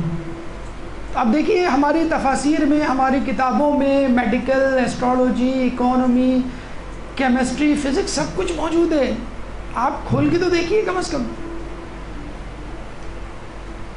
اسی طرح میتھمیٹیشین، الجبرا آپ نے نام سنا ہوگا۔ الجبرا کہاں سے آیا ہے؟ لفظ الجبرا عربی لفظ ہے۔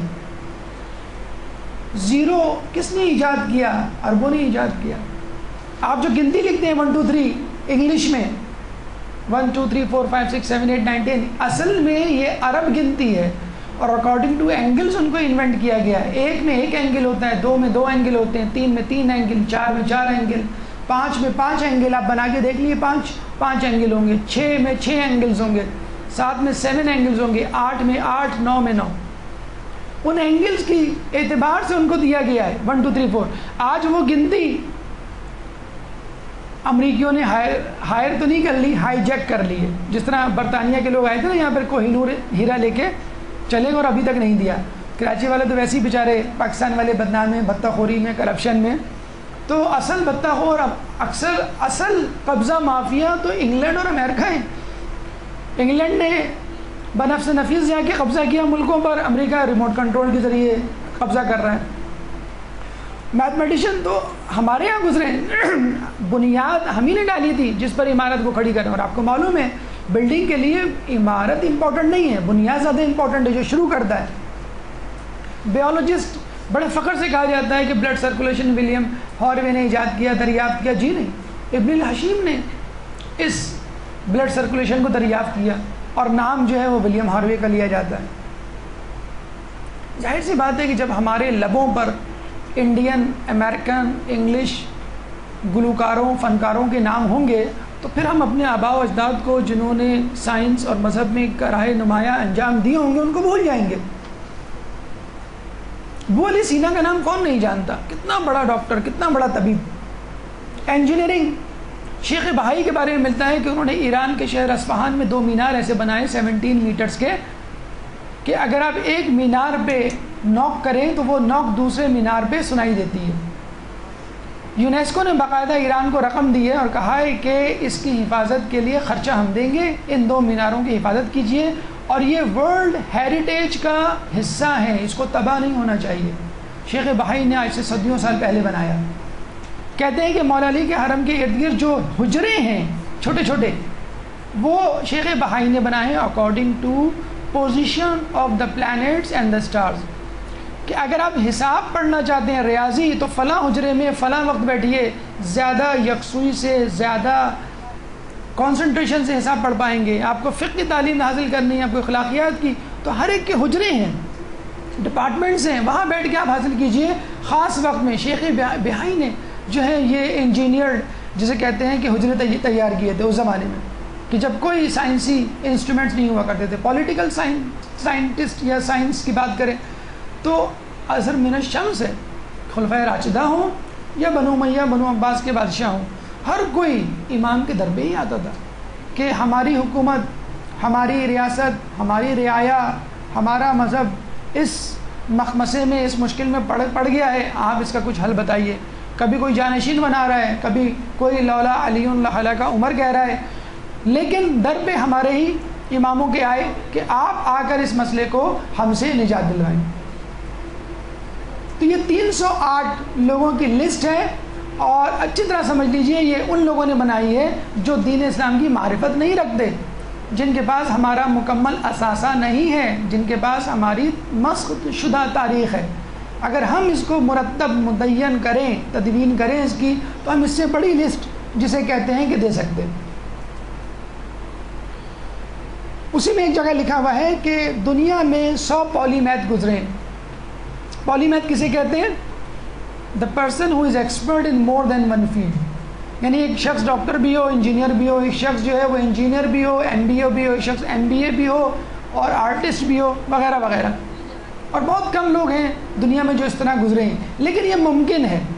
انسان اب تک اپنے ذہن کا 1% یوز کر سکا ہے. اگر اس کو 2% کر لے، 1% یوز کرنے پہ آپ کو کالج کی ڈگری ملتی ہے، 2% یوز کرنے پہ کالج اور مدرسے کی دونوں کی ڈگری مل جائے گی. 3% یوز کر لیں اور زیادہ مل جائے گی. علی معین نوازش کی ایگزامپل آپ کے سامنے ہے کہ 23 میں سے 21 A گریڈز، A لیول میں، Guinness book of world record میں جس کا نام ہے. تو انسان اپنے ذہن کو استعمال نہیں کرتا، اپنے آپ کو انڈر اسٹیمیٹ کرتا ہے اور سارا نزلہ مدرسے، دین اور کتابوں پر گراتا ہے کہ اس کی وجہ سے میرا وقت خراب ہو رہا ہے، نعوذ باللہ. اور پھر اللہ تعالیٰ سزا بھی دیتا ہے.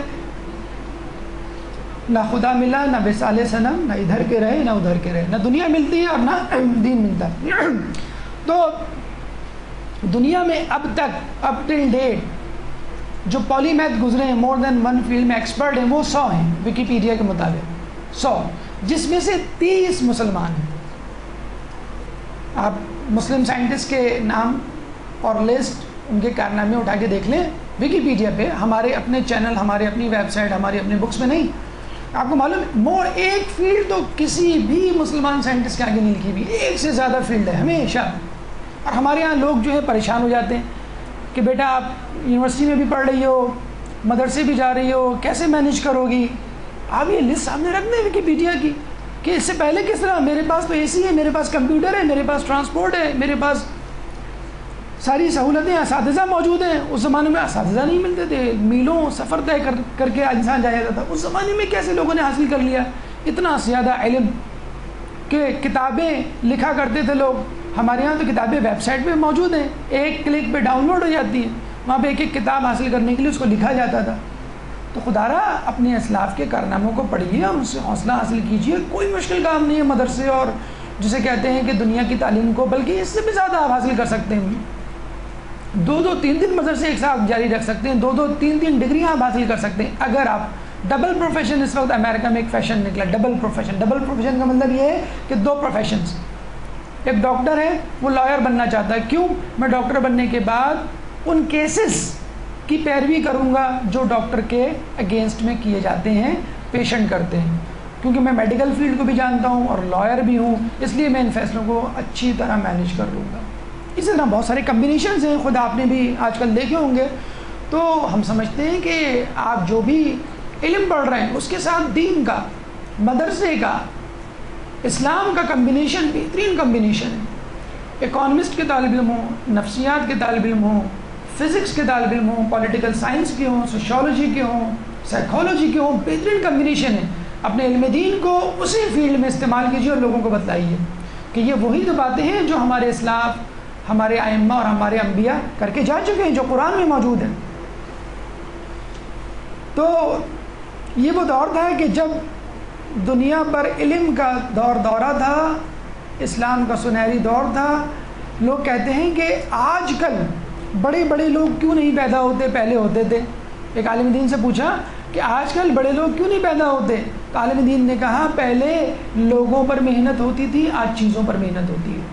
آج آپ کسی انسان کو دیکھتے ہیں تو اس کا ڈریس دیکھتے ہیں، اس کی گاڑی دیکھتے ہیں، اس کے ہاتھ میں موبائل دیکھتے ہیں، اس کے گھر کا پتہ پوچھتے ہیں کہاں رہتا ہے، وغیرہ وغیرہ۔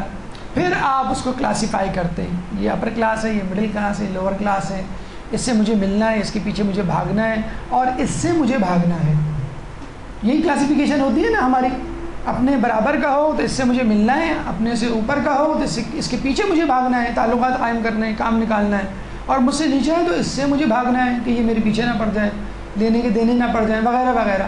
ہمیں کس کے پیچھے بھاگنا؟ علم والے کے پیچھے بھاگنا چاہیے۔ کس کے پیچھے؟ علم، تقوی کے، متقی پرہیزگار شخص کے پیچھے بھاگنا چاہیے۔ تو آج آپ انسانوں پر محنت کریں، لوگوں کے رشتے آتے ہیں، گھروں پہ پوچھا جاتا ہے لڑکا کتنا کماتا ہے۔ فرسٹ کوسچن، مطلب یہ نہیں دیکھا جاتا کہ اخلاق کیا ہے، اس کی تعلیم کیا ہے، اور کس طور طریقے کا وہ بالغ ہے۔ اسی طرح خواتین کے لیے بھی مردوں حضرات کا یہی دنیا پرستانہ رویہ ہوتا ہے۔ تو خدا را ان چیزوں پہ محنت کیجیے جو چیزیں غیر فانی ہیں۔ دولت فانی ہے، مادی اشیاء فانی ہے، دین، نیکیاں، علم، تقوی یہ غیر فانی ہے۔ اب آئیے 5ویں درجے کی طرف کہ جس کے بارے میں ابراہیم ماسلو اور دیگر دانشوروں نے کہا کہ یہ 5واں مرتبہ ہے، 5واں درجہ ہے، اگر آپ نے حاصل کر لیا تو یو ول گیٹ 100%، ادروائز 80%۔ جبکہ ہم یہ کہتے ہیں اگر آپ نے یہ درجہ حاصل نہ کیا تو کچھ بھی نہیں حاصل کیا، اور اگر آپ نے یہ درجہ حاصل کر لیا اور کچھ بھی نہیں پایا تو آپ نے سب کچھ پا لیا۔ یہ ہے مرحلہ خود شناسی کا، اپنے آپ کو پہچاننے کا، اپنے خدا کو پہچاننے کا، کائنات کو پہچاننے کا، اپنی ذمہ داریوں کی شناخت کا۔ ایک درود پڑھ دیجئے محمد علیہ۔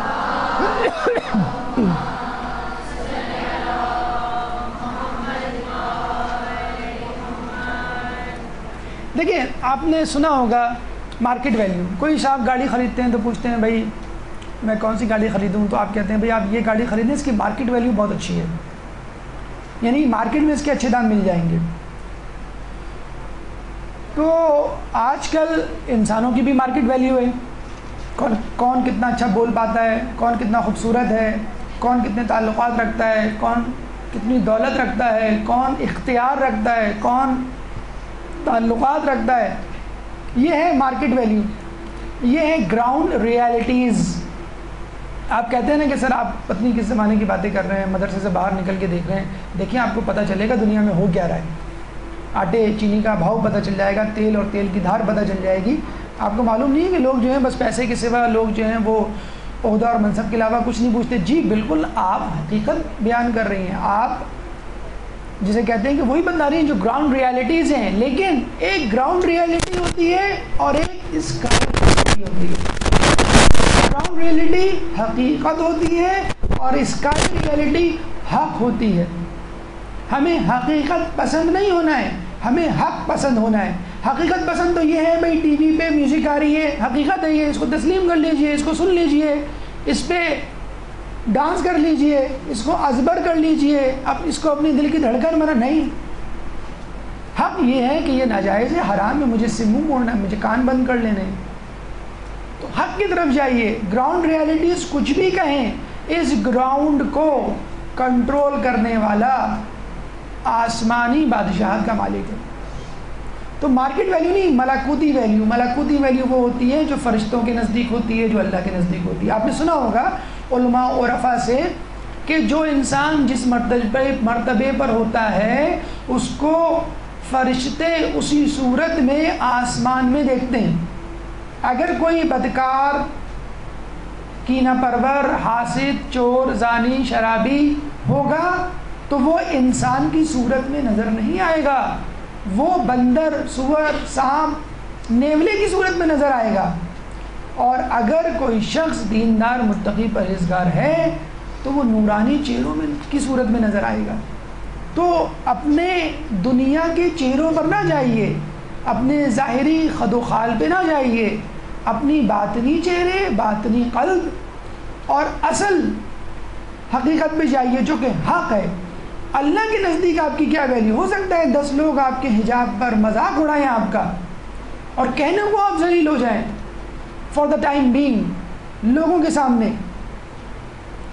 ایک جگہ رشتہ دینے سے آپ انکار کر دیں کیونکہ لڑکا جو ہے وہ حرام کماتا ہے، کتنا ہی پوش علاقے سے بگ شاٹ کیوں نہ ہو سکتا ہے لوگ آپ پہ لعن طعن کریں، یہ کیا کر دیا، اپنی پیر پہ کلہاڑی مار لی. لیکن اللہ کے نزدیک آپ نے اتنا بڑا کام کیا ہے کہ گویا آپ نے موسیٰ کی طرح عصا دریا میں پھینک دیا اور اس معجزے سے سمندر کے خزانے آپ پر آشکار ہو گئے. ایک درود پڑھ دیجئے محمد والی محمد.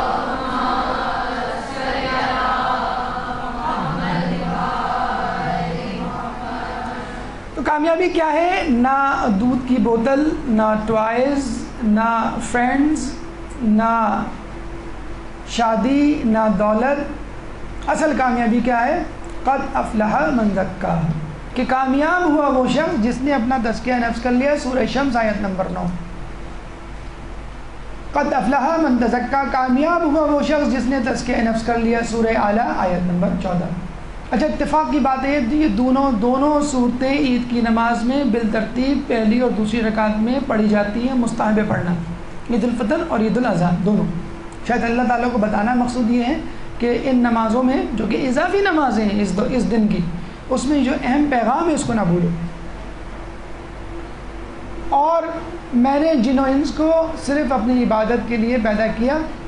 وَمَا خَلَقْتُ الْجِنَّ وَالْإِنسَ إِلَّا لِيَعْبُدُونِ.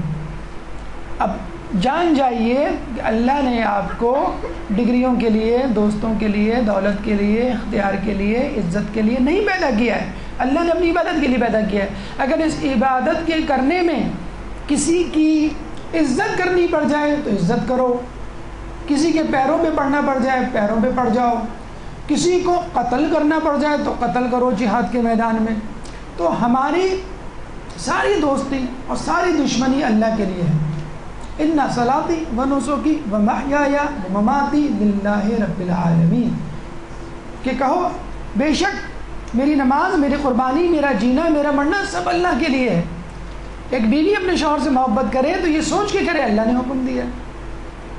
ایک شوہر گھر میں سیلری لے کر آئے پیسہ لے کر آئے تو یہ سوچ کر لائے، یہ نہیں کہ میرے بیوی بچے خوش ہوں گے، معاشرے میں میری عزت ہوگی، نہیں، اللہ نے کہا ہے حلال روزی کمانے کا، کفالت کرنے کا۔ آئیے نٹ شیل میں ایک بات وائنڈ اپ کر دیں لب لباب، جو قرآن کی آیت میں بھی ہے کہ کیا تم لوگوں نے دیکھا نہیں کہ اللہ نے زمین و آسمان کی تمام چیزوں کو تمہارے لیے مسخر کر دیا ہے، اور تمہارے لیے تمام ظاہری اور باطنی نعمتوں کو مکمل کر دیا ہے، اور لوگوں میں بعض ایسے بھی ہیں جو علم و ہدایت اور روشن کتاب کے بغیر بھی خدا کے بارے میں بحث کرتے ہیں۔ سورہ لقمان آیت نمبر 20۔ اکثر لوگ دین پر عمل کرتے ہیں تو گھبرا جاتے ہیں، پریشان ہو جاتے ہیں، لوگ اور شیطان ان کے دل میں وسوسے ڈالتے ہیں۔ کیا وسوسے ڈالتے ہیں؟ کہ بھئی اگر تم دینداری کی طرف چلے گئے تو نقصان اٹھاؤ گے۔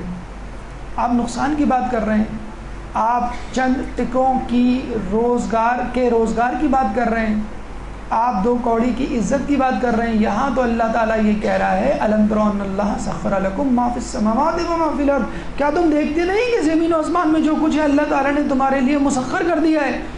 جاب تو بہت دور کی بات، جائیداد تو بہت دور کی بات، کائنات میں جو کچھ بھی ہے، حدیث قدسی ہے کہ اے انسان، میں نے کائنات تیرے لیے تخلیق کی اور تجھے اپنے لیے تخلیق کیا۔ تو کائنات ہماری خدام ہے، ہماری کنیز ہے، ہماری نوکر ہے، ہمیں سرو کرنے کے لیے پیدا ہو گئی ہے، اور اس کائنات کے پیچھے آپ ندیدوں کی طرح بھاگ رہے ہیں، اور اس میں نہ دین ملتا ہے نہ دنیا ملتی ہے۔ اللہ کی اطاعت، اللہ کا بندہ بن کے رہنا، تزکیہ نفس کرنا، اپنی ذمہ داری، اپنی مقام، اپنی معرفت، کائنات شناسی، خدا شناسی کا ادراک اصل کامیابی ہے۔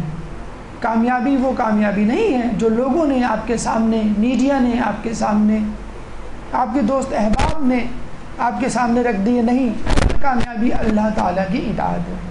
اور بات کو اس حکایت میں ختم کرتے ہیں کہ ایک دفعہ یہ ایک عالم سے سنی ہوئی بات ہم آپ کو بتلا رہے ہیں کہ ایٹمی پلانٹ میں کام کرنے والے ایک شخص نے آیت اللہ بہجت کو طنزاً یہ کہا کہ مولانا صاحب آپ تو اپنے حجرے مدرسے میں بیٹھے رہتے ہیں، نمازیں پڑھاتے ہیں، پڑھتے ہیں، درس دیتے ہیں، آپ نے ایران کی اتنی خدمت نہیں کی جتنی ہم کر رہے ہیں، ایٹم بم بنا کر اس ایران کو سیکیورٹی فراہم کر کے۔ آیت اللہ بہجت نے جب یہ سنا تو ایک پرچی پہ قلم سے کچھ لکھا اور اس کو دے دیا۔ وہ شخص اور یہ بھی کہا کہ تم اپنے ایٹمی پلانٹ میں اپنے چیف کو دے دینا۔ جب وہ شخص ایٹمی پلانٹ میں اپنے چیف کے پاس گیا تو وہ شخص، ان کا چیف، اچھل کے کھڑا ہو گیا اور کہنے لگا کہ تمہیں ہمارے اگلے اسٹیپ کا کس نے بتایا کہ ہم یہ کرنے جا رہے ہیں؟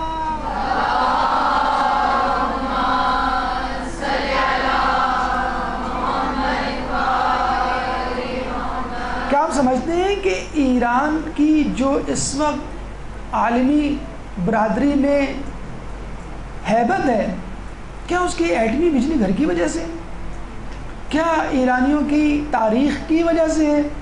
کیا ان کی اتحاد و یگانگت کی وجہ سے؟ یقین کیجئے ان کی ہیبت اس محبت کے وسیلے سے لوگوں میں بیٹھی ہے جو انہوں نے اپنے اور اپنے اہل بیت کے درمیان پیدا کی ہوئی ہے۔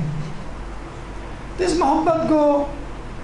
اس محبت کی معرفت کو اپنے دل میں پیدا کیجئے۔ یقین کیجئے اللہ تعالیٰ آج آپ کو، جس کے پاس ایٹم بم ہے وہ امریکہ کے سامنے بھیگی بلی بنا ہوا ہے، اور جس کے پاس ایٹم بم نہیں ہے وہ شیر بن کے کھڑا ہوا ہے۔ اگر آپ چاہتے ہیں اپنے اندر وزن پیدا کرنا تو معنوی وزن پیدا کیجئے، مادی وزن نہیں پیدا کیجئے۔ اچھا لباس پہننا مادی وزن پیدا کرنے کے مترادف ہے، اچھی گاڑی، اچھا گھر، اختیارات، یہ معنوی وزن نہیں ہے، مادی وزن ہے۔ معنوی وزن تقوی اور علم ہے۔ دیکھیں آپ کو ایک مثال دیتے ہیں، اگر آپ نے ایٹم بم نہیں دیکھا تو دیکھ لیجئے، یہ ایٹم بم ہے جس کا ہوا پوری دنیا کو ہے، جس کے پاس ہوتا ہے وہ فخر سے سینہ تان کے چلتا ہے۔ دیکھیں ایک پتھر ہے جو 1 ٹن کا ہے، اگر 1 ٹن کا پتھر امریکہ، یورپ یا کسی بھی ممالک میں، ملک اسلام دشمن عناصر پہ گرایا جائے گا تو وہ پتھر، 1 ٹن کا پتھر کتنے لوگوں کو یا کتنے ایریا کو یا کتنی عمارتوں کو تباہ کرے گا؟ ایک شہر کو بھی نہیں تباہ کر سکتا، ایک علاقے کو بھی تباہ نہیں کر سکتا 1 ٹن کا پتھر، شاید ایک بلڈنگ کو تباہ کرے، شاید 2-4 لوگوں کو مارے، لیکن 1 ٹن کا ایٹم بم اگر کہیں گرا دیں آپ تو ہو سکتا ہے پورا ملک تباہ ہو جائے، ایک قصبہ، چند لوگ تو بہت دور کی بات۔ اسی طرح ایک عام آدمی اور ایک خالص مومن میں یہی فرق ہے۔ ایک عام آدمی جو دنیا پرست ہے، دنیا کے پیچھے بھاگ رہا ہے، جس نے اپنا ہدف خدا کی اطاعت، دینداری، تزکیہ نفس، خودشناسی نہیں رکھا ہے، وہ 1 ٹن کے پتھر کے برابر ہے، اور وہ مومن جو خدا کی اطاعت اور تزکیہ نفس کو اپنا ہدف بنائے ہوئے زندگی گزار رہا ہے، وہ 1 ٹن کے ایٹم بم کے برابر ہے۔ خدا ہم سب کو اپنی اپنی جگہ اس طرح کا ایٹم بم بن جانے کی توفیق عطا فرمائے۔ اس کے ساتھ ہی آپ کا درس اختتام کو پہنچا۔ اس درس سے متعلق اگر آپ کے ذہن میں کوئی سوال ہے تو آپ کر سکتے ہیں۔ قبل السوالات بھرپور صلوات۔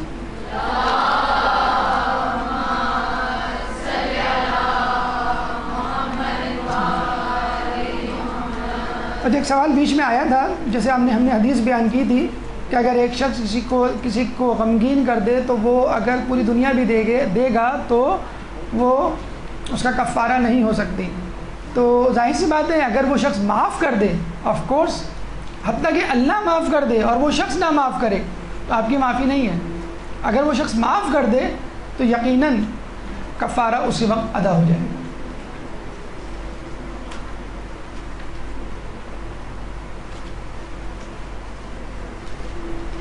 اس موضوع سے متعلق اگر آپ کے ذہن میں کوئی الجھن، کوئی سوال، کوئی پریشانی ہو تو آپ پوچھ سکتے ہیں۔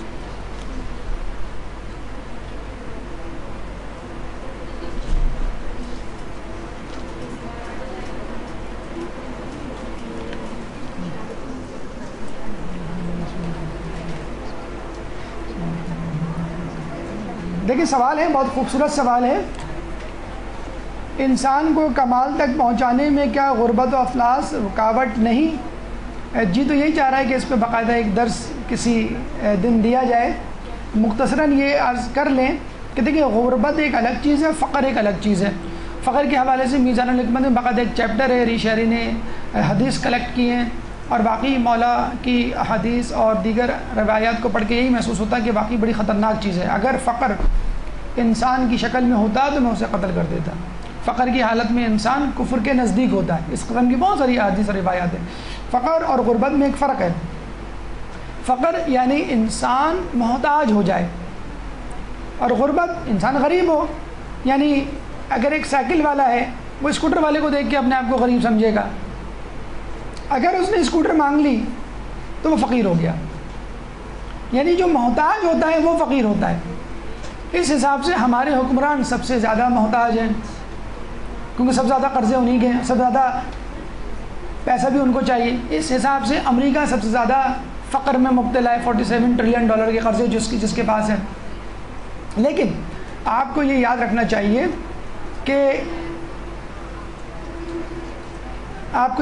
چاہیے کہ دنیا میں اگر آپ لسٹ تیار کریں آیت اللہ مجتہدین علماء، اس میں شاید 1 یا 2% لوگ ایسے ملیں گے جو وسائل کی فراوانی اور عیش و عشرت اور عمارت میں زندگی گزار کر کسی مرتبے کو پہنچے۔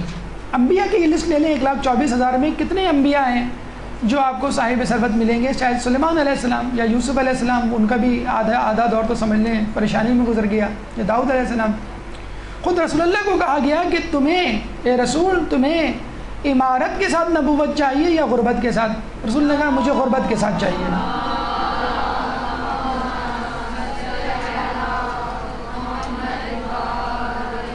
تکلیف میں نیکی زیادہ اجر رکھتی ہے آسائش میں نیکی کے۔ آپ کے گھر میں لائٹ نہیں ہے، آپ کینڈل کی روشنی میں یا دن میں سورج کی روشنی میں پڑھ رہے ہیں، آپ جو ہیں وہ صبح ناشتے کے بغیر مدرسے کے لیے چلے آ رہے ہیں، یا آپ دیر سے سوئیں لیکن فجر میں اٹھ رہے ہیں، یہ کیا تکالیف ہیں؟ تکالیف میں جتنا دین پر عمل ہوگا اس کا زیادہ اجر ہے بنسبت دوسروں کے۔ اور یہ بھی سن لیجئے، اگر 2 افراد ہیں، ایک دیندار، دونوں دیندار ہیں، ایک غریب ہے اور ایک امیر ہے، تو غریب اپنے کاؤنٹر پارٹ کا مطلب ہے دونوں کی نیکیاں برابر ہیں، دونوں کو اپروو کر دیا گیا جنت میں جانے کے لیے، لیکن دونوں کو جنت میں جانے کے لیے ایک ٹائم پیریڈ لگے گا. یعنی جو امیر ہے وہ غریب سے 500 سال بعد جنت میں جائے گا، اور اس 500 سالوں میں وہ اپنی دولت کا حساب دے رہا ہوگا. تو وہ 500 سال حساب دینا زیادہ بہتر ہے کہ جس میں سورج سوا نیزے پر ہوگا، یا اس وقت زندگی میں 60-70 سال غربت میں گزارنا.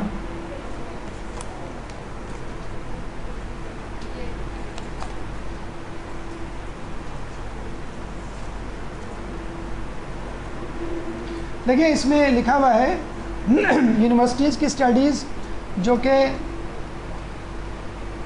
مدرسے میں ہوں ان کو کہا جاتا ہے کہ آپ 2 کشتیوں کی سواریں کسی ایک چیز کو بھی حاصل نہیں کر پائیں گے، لہٰذا کسی ایک راہ کا انتخاب کریں گے. دیکھیں اب کہنا تو نہیں چاہیے کہ ہم خود اس کے سامنے آپ کی مثال ہیں، میڈیکل ڈاکٹر، اس کے ساتھ دینی جو ہے وہ شعبے سے بھی وابستہ ہیں، خود ڈاکٹر عابد ہیں، اور کتنے ہی لوگ ایسے ہیں آپ کو مل جائیں گے. اور آپ کو ہم نے یہ لسٹ بھی دی ہے 308 سائنٹسٹ کی جو ایک سے زیادہ جسے کہتے ہیں کہ فیلڈز میں ماہر ہیں. تو خدا را اس چیز کو سمجھیے کہ انسان ایک سے زیادہ، یہ جو لیکچر دینے کا مقصد یہی ہے، آپ کو جو لسٹ دی ہے کہ انسان ایک سے زیادہ فیلڈ میں ماہر بن سکتا ہے. ہم جو اپنا ٹائم ٹی وی پر، موبائل پر، SMS پر، ایک دوسرے سے گپ شپ پر اور گناہوں میں صرف کر رہے ہیں. اچھا، گناہوں میں مبتلا ہونا بھی علم اور تقوی کی کمی کی جسے کہتے ہیں وجہ بنتا ہے. حدیث رسول ہے کہ اگر انسان ان چیزوں پر عمل کرنا شروع کر دے جو اس کو معلوم ہے تو اللہ تعالیٰ ان چیزوں کا علم دے دیتا ہے جو اس کو نہیں معلوم. تو چنانچہ آپ تقوی اختیار کریں اور اللہ پہ توکل کریں تو یقین کیجئے یہ کالج اور مدرسہ تو کیا آپ 3-3 4-4 ہدف ایک ساتھ پالیں گے. اور بہت ساری مثالیں آپ کے دور میں بھی مل جائیں گی اور اس سے پہلے دور میں بھی. ابھی جو ہم نے چند مثالیں آپ کو دی ہیں وہ یہی مثالیں ہیں کہ علم دین اور علم دنیا دونوں ساتھ لے کر چلے. اچھا، یہ بھی میں آپ کو بتا دوں انشاءاللہ اگر ہوا تو پورا اس پہ ایک درس آپ کو دے دیا جائے گا کہ مدرسے اور اسکول میں کیا فرق ہے. کیا یہ ایک چیز ہے؟ کالج یونیورسٹی میں پڑھایا جانے والا علم اور مدرسے میں پڑھایا جانے والا علم کیا 2 مختلف شعبہ جات ہیں؟ انشاءاللہ اس پہ پورا ایک درس ہمارا ہے. اگر ہو سکا تو انشاءاللہ ہم نیکسٹ اس میں آپ کو اس پہ درس دے دیں گے کہ علم دین اور علم دنیا ایک ساتھ کیسے. صحیفہ کاملہ میں علم فلکیات کے متعلق اتنی وسیع انفارمیشن ہے کہ انسان عقل حیران رہ جاتی ہے. یہ کیسے اعداد و شمار ہیں جو بالکل درست ہیں. تو یہ کس طرح ممکن ہوا کہ ایک عالم دین تشریح کے اندر اتنی وسیع معلومات فراہم کر دیں؟ یہ سوال میں سمجھ نہیں پایا. کہ یہ تو ہے بہرحال کہ ہمارے پاس جو علم ہے وہ اتنا وسیع ہے کہ اس کو بیان کرنا ممکن ہی نہیں ہے، لیکن کم از کم ان استعاروں میں، ان تشبیہات میں، ان مثالوں میں، اس لینگویج میں، ان فریزز میں بات کی جائے کہ جن فریزز میں، جس لینگویج میں آج کل کا انسان بات کر رہا ہے. یعنی حصی دور، یہ حصی دور کہلاتا ہے، بے حص انسانوں کا حصی دور. ہم لوگ سائنس کی گود میں پل بڑھ کے جوان ہوئے، حواس خمسہ کا دودھ پیا ہوا ہے ہم نے. تو آج کل کے دور کے لیے اگر سائنسی مثالیں دے دی جائیں تو اس میں کوئی ایسی برائی نہیں ہے، بلکہ ان مثالوں کو جمع اور ترتیب دیا جانا چاہیے.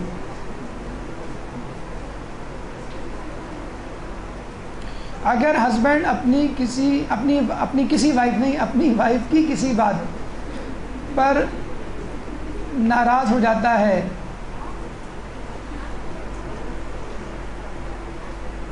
اور اگر پھر بیوی اپنی ہسبینڈ کی سے نفرت کرتی ہے تو کیا وہ گناہ ہوگا؟ اب دیکھیں ڈپینڈ کرتا ہے، یہ تو ایک حدیث ہے، ایک مجموعی ایک عمومی بات ہے. اب انڈیویجول کیس ویری کرتا ہے. بعض اوقات مرد جو ہے وہ غلطی پر ہوتا ہے، بعض اوقات جو ہے وہ عورت غلطی پر ہوتی ہے. لیکن تجربہ لوگوں کا یہی کہتا ہے کہ عورت بہترین پوزیشن میں ہوتی ہے جھگڑے کو کھڑا کرنے یا ختم کرنے میں.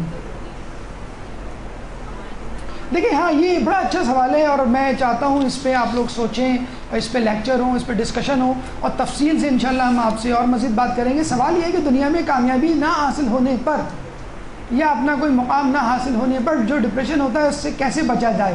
دیکھیں پورا لیکچر ہم نے اسی پہ تو دیا ہے کہ آپ اس ڈپریشن سے بچیے. ایک صاحب تھے بیوی بچوں والے اور شاید ابو 40 تھے اور ماشاءاللہ سب کچھ تھا ان کے پاس، بہترین کوٹی جائیداد کے مالک تھے. کہہ رہے ہیں میں چاہتا ہوں BDS کر لوں، MBBS تو نہیں کر سکتا، BDS کر لوں، وہ آسانی سے ہو جاتا ہے. سنا تو ہم نے کہا کیا کریں گے؟ کہ آگے ڈاکٹر لگ جائے گا. تو خدارا آپ ان چکروں میں نہ پڑیے. آپ جو ہے اپنا تعارف کوئی کہتے ہیں آپ کا کیا تعارف ہے، آپ کا کیا نام ہے؟ جی میرا نام ڈاکٹر علیم ہے. یہ تعارف نہیں ہے آپ کا. آپ کا کیا نام ہے؟ میرا نام انجینئر خالد ہے. ارے یہ نام نہیں ہے آپ کا. آپ کا کیا نام ہے؟ میرا نام پروفیسر کمال ہے. ارے یہ نام نہیں ہے آپ کا. انٹروڈکشن ایک ہونا چاہیے جو دنیا میں رہنے والے ہر انسان کو زیب دیتا ہو، ہر عمر میں زیب دیتا ہو، ہر مقام پہ زیب دیتا ہو، اور وہ ہے عبداللہ. میں اللہ کا بندہ ہوں. That's it. یہ نہیں کہ میں 90 سے آیا ہوں، میں 70 جانا چاہتا ہوں، میں جو نون لیگ سے میرا واسطہ ہے، یا میں مشرف کی پارٹی سے، میں فلاں کا بندہ ہوں. پولیس والا روکتا ہے، کیا کہتے ہیں؟ بھئی آپ کو معلوم نہیں ہے میں فلاں پارٹی سے میرا تعلق ہے. ارے آپ یہ کہیں گے تو دیکھیے تمہیں معلوم نہیں میں اللہ کا بندہ ہوں. باقی وہ کام جائے گا کہ کیا تعارف کروا رہا ہے. بس ہم یہ تعارف بھول بیٹھے ہیں. میری عزت کے لیے یہ کافی ہے کہ میں تیرا بندہ ہوں، اور میری شرف کے لیے یہ کافی ہے کہ تو میرا رب ہے.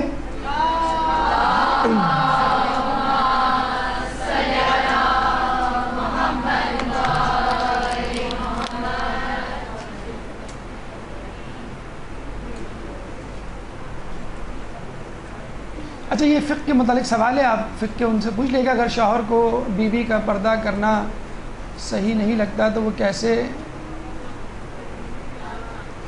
یہ بہرحال ہمارے موضوع سے متعلق نہیں ہے، آپ الگ سے پوچھ لیں کیونکہ وقت کم ہے. اللہ تعالیٰ سے دعا ہے کہ جو کچھ پڑھا اور سنا اس پہ عمل کرنے کی توفیق عطا فرمائے، ایمان کے ظہور میں تعجیل فرمائے، اور ہمیں ان کی جانثاروں میں شامل فرمائے. وآخر دعوانا ان الحمد للہ رب العالمین.